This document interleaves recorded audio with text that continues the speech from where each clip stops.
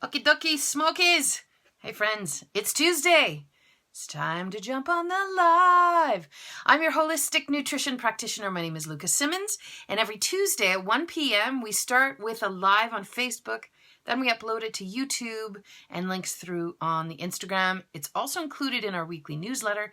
So if you are finding it spotty to find these weekly live videos, but you enjoy the content, sign up for the newsletter. You'll get the direct link to it, and then it's not like you have to go searching for it. I have my little bee with me today. This is to remind me of my grandmother. There's a story there. Good morning, or good afternoon, I suppose, because it is past 12. We're going to be talking about sleep. We've been talking about sleep all month long here on the social media channels. If you have any questions while I'm chit-chatting about the sleep thing, hit me up while the live is on or afterwards in the comments below this video, and I'll get back to you. Sleep is such a tricky thing, and it's really, when sleep is disrupted, it can be one of 82 quadrillion reasons. I'm pretty sure that's the final count, 82 quadrillion reasons. It is so individual from one person to the next, and it has the potential of disrupting so much other stuff. So we're going to start first with, if you are struggling with sleep, first and foremost, go get that checked out. I bleeped myself. Did you hear that? Go get that stuff checked out. That is not something you want to mess with. Disrupted sleep can be an early warning signal for some other stuff going on. So first of all, go get it checked out. Second of all, we're not making any promises. You put these pieces in place and you're going to rectify the sleep thing. But what I will tell you is the foods that you eat and the interest and the work that you put into understanding what is behind your possible sleep troubles is going to carry you far. And specifically for today, we're talking about digestion. So first things first, go get it checked out. Second, let's talk about the ways that today our topic is digestive issues and how they can be at the root of those sleep trouble woes. Okay, first things first. Sleep is a hormonal act. I've said it. That is a mic drop moment because sleep is really a hormonal function. And when sleep is disrupted, it's a surefire sign that there's a hormonal imbalance somewhere in the picture. A lot of different reasons. Because sleep is a really dynamic process. There's a lot of moving pieces to falling asleep, staying asleep, and waking up feeling rested and being alert and good energy and vitality during the day. Sleep is a part of this wake-sleep cycle, otherwise known as the circadian rhythm. And the whole circadian rhythm is a hormonal thing. So sleep is a hormonal function, dynamic process, and really when it comes down to it, we're looking at a balance. When sleep is disrupted, it's because there's an imbalance in that dynamic process somewhere along the lines. So today we're going to jump into 3 possible ways that digestion can be at the root of sleep troubles. First things first. What do you need to sleep? What do you need to stay awake as well? Because it's the 2 functions, right? You need neurotransmitters. What does that have to do with digestion, you jerk, Luca? No, okay, I'm not a jerk, but neurotransmitters are nerve signaling compounds or chemicals that you use in the body. Your body makes them, your body gets it from the foods you eat. Yeah, all of the ingredients that you need on a day-to-day basis comes from the foods you eat. So how well do you want that whole bodacious bod of yours to work? Do you want it to work on good nutrients, or do you want to try to make up and see how well you can work with things that are missing? I know what answer you need to give me. You do too. Okay, so hi Chris. Neurotransmitters are nerve signaling chemicals that you need to regulate that circadian rhythm, the sleep time and the wake time and the balance between the 2. Now, for example, there are 2, first I should say there are 2 types of neurotransmitters. Yeah, you totally want your body to work good. You have 2 types of neurotransmitters. You have sleep promoters and wakefulness promoters. So neurotransmitters, again, just biochemical signaling chemicals. They make telephone calls happen in the body kind of thing. So the ones that help you sleep are GABA, melatonin. There's a bunch of other ones. The ones that help you stay awake are things like histamines. We talk about them all the time. Norepinephrine, orexin, It's another neurotransmitter. Dopamine is another one. Melatonin actually has a part to play in sleep promotion. Serotonin has a part to play in both sleep promotion and wakefulness promotion. So how's that balance going? So as you can imagine, I mean, there's a bunch of other ones. There's glutamate. I wrote them all down. Adenosine, norepinephrine, acetylcholine, GABA. There are so many different neurotransmitters that all have this very delicate dance so that you can be asleep when you need to be asleep and awake when you need to be awake. And they rotate through the day and they have different fluctuations. Some are higher, some are not as high at different parts of the day, and they go up and down. You are a cyclical being and you are tied to the tides of the moon and the light of the sun. We are all just chasing the light. So you have these neurotransmitters. Now they are made on the base of a couple of different things, one of which is protein. To make these neurotransmitters, telephone calls for things to happen in the body, get awake, get asleep, whatever the case may be, you need protein. And protein is made from amino acids. So it's these actual amino acids that you need to make neurotransmitters.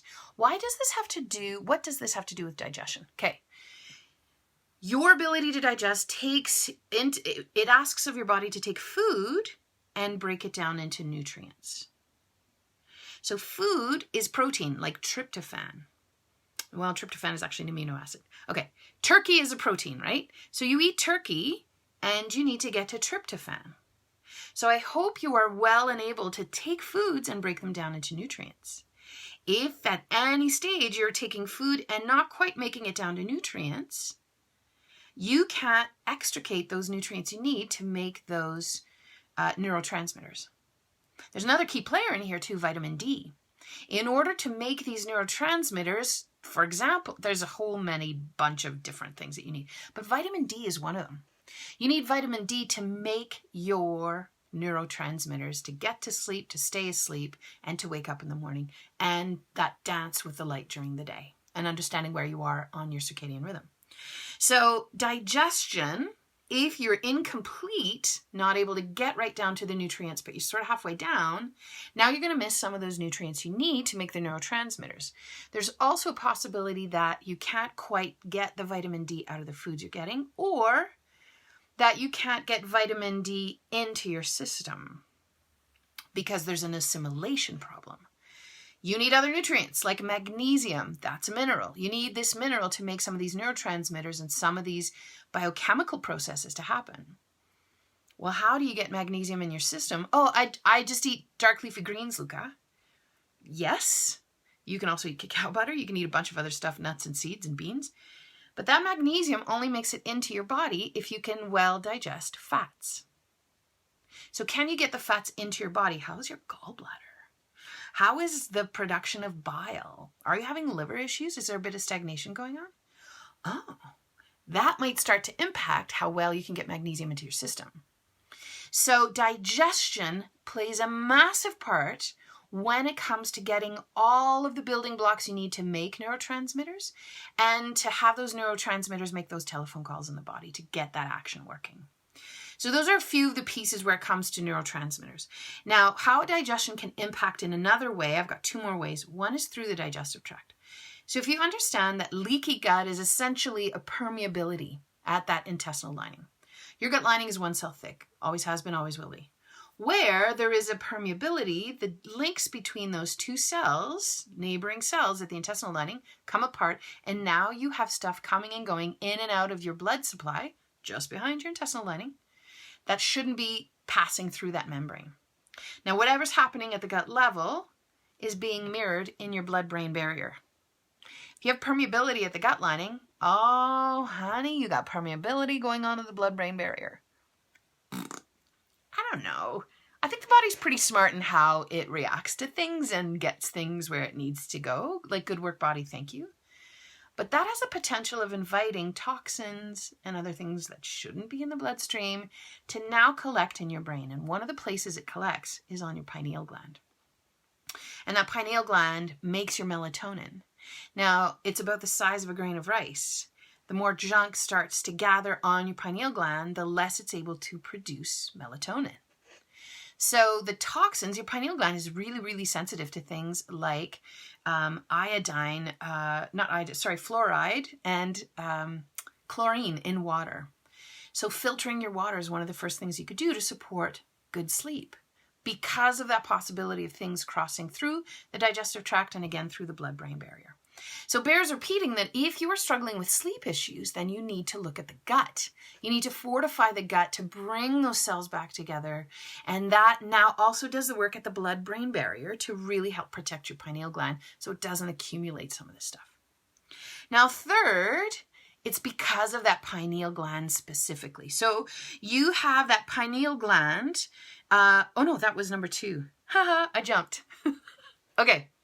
So we've got the permeability piece, right? And that ties into your pineal gland. Well, there's another component at the gut lining. So that first layer is your intestinal lining. Then there's a mucosal barrier, just like the inside of your mouth. It's like snotty, wet layer, right? Then there's a third layer on that, and that's called your microbiome. That microbiome is a collection of bacteria, fungi, yeast. There's viruses in there too. And together, they add a third layer to your digestive tract. Why? They play an important role in sleep.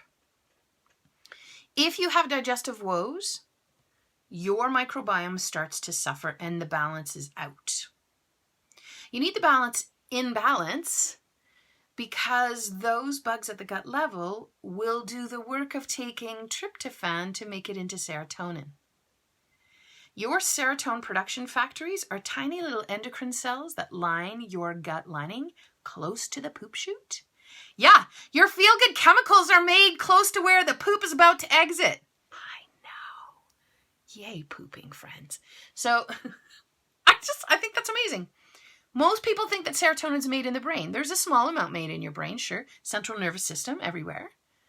But about 90% of your serotonin is made at the gut level. Well, what does that have to do with sleep, Luca?